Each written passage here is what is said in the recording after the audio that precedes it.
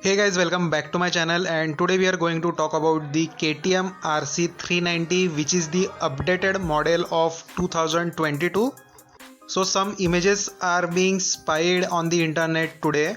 So in this video we will talk about what all features we will get in this bike and when this bike is going to launch in India. So if you have not subscribed to this channel yet, make sure you do subscribe. So without further delay, let's start the video. So guys, we all know that the KTM is updating its RC series and RC390 could be the first one to get launched in India.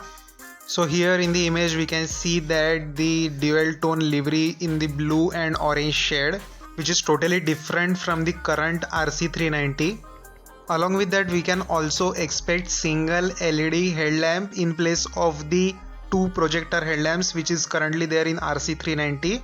So again, we could expect that the riding position in the updated RC390 could be slightly relaxed. That means you don't have to sit aggressively. We all know that the current RC390 has more committed, more aggressive riding position. So we can expect more of a sports tourer kind of RC390. So now talking about the technical updates, so engine could be the same. Also, we will be getting the colored TFT instrument console in this bike. We can also expect the advanced features like traction control, lean angle, sensitive ABS, bidirectional quick shifter with Bluetooth connectivity. If you could see, the design and the shape of the windscreen is also being updated. So the design wise and the ergonomics wise, this will be the totally different and totally new RC390. So now the big question, when this bike is getting launched in India.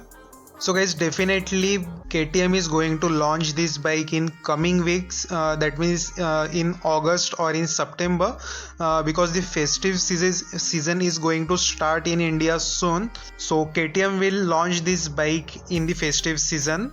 Following RC200 and RC125 may also get launched after 390. So the price of the new RC390 could be slightly more than the current RC390 because we will be getting the new features and advanced features in this bike.